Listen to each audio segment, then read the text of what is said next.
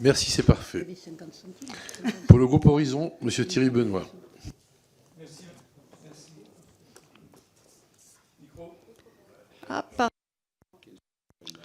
Merci. Merci, Monsieur le Président.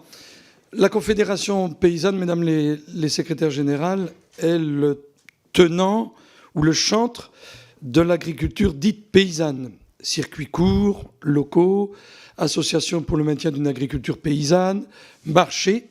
Et c'est un message ou une vision politique auquel, comme un certain nombre de collègues, je reste sensible.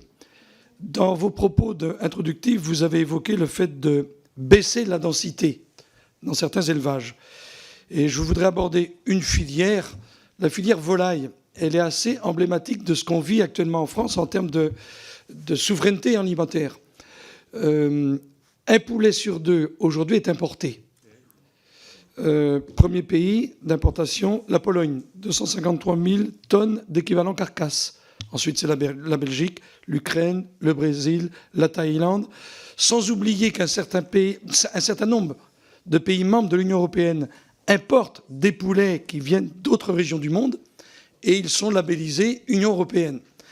Donc, comment on concilie votre vision à vous de l'agriculture, le modèle agricole que vous soutenez, agriculture paysanne, circuit court, alors que dans le même temps, ce sont bien les filières longues, la filière agricole de production, avec des outils de transformation qui permettraient à la France d'avoir des poulets de qualité, parce qu'au moins l'agriculture française, même l'élevage hors sol, est certainement de moins mauvaise qualité que l'agriculture importée. Donc je voudrais vous entendre sur cette question. Et enfin, vous entendre sur votre vision de la politique agricole commune. Là, on va arriver dans un temps où on va devoir évaluer à mi-parcours la politique agricole commune pour réorienter dans les années qui viennent le nouveau projet agricole commun. Et donc, quelle est, votre vision en termes d'aide européenne sur l'agriculture française? Merci. Merci, chers collègues. Donc, vous avez 2 minutes. Donc, déjà, vous dire que l'agriculture paysanne, ce ne sont pas que des circuits courts.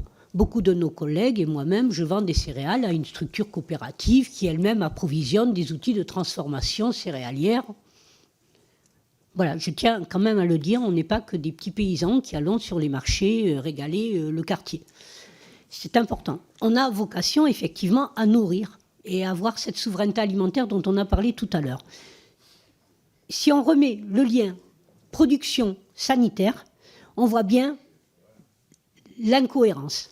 Dans la même session Chambre d'agriculture du Gers, après les crises agricoles qu'on a eues sur la volaille, avec parfois 1 milliard par an d'indemnisation sur la filière volaille, on avait l'interprofession volaille qui nous disait « il nous faut faire du poulet du quotidien, on est trop en gamme, il faut arrêter l'élevage plein air, il faut refaire des grands bâtiments, il nous manque 1 bâtiment par jour, il faut 400 bâtiments industriels de poulet pour satisfaire le marché dont vous avez parlé et essayer d'être compétitif face à l'Ukraine, mais on ne le sera pas. On le sait, ça.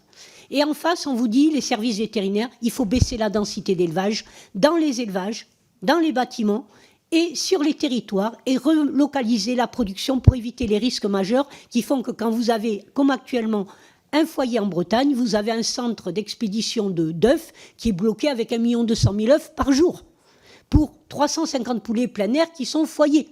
Voilà les risques que l'on prend quand on développe une industrie de l'agriculture. Et ça, c'est quelque chose qu'il faut considérer sur ce que ça coûte. L'agriculture industrielle telle qu'elle a été développée pour répondre à un marché compétitif international ne fonctionne pas et ne fonctionnera pas en France. Nous n'avons pas les codes. Nous avons heureusement d'autres lois sociales pour bien rémunérer nos personnels. Nous avons d'autres lois environnementales pour éviter la pollution, les antibiotiques dans les viandes. Donc nous devons continuer à développer une agriculture de production localisée qui soit dans cet équilibre. Et donc, ça ne veut pas dire que le petit producteur qui vend ses 3 poulets au marché, mais qui aussi fournit un marché, bien sûr. Mais il faut garder cette qualité. Nous ne serons pas compétitifs autrement. Et donc, la PAC doit être réorientée sur l'actif. Merci beaucoup, Madame la Secrétaire nationale. On n'est pas en manifestation, là, on est en écoute d'audition et de fond. Voilà. Non, mais j'essaie de... Non, je demande le temps, c'est tout. Excusez-moi si vous... J'ai une petite plaisanterie pour dire qu'on respecte le temps. Très bien. Excusez-moi dans ces cas-là.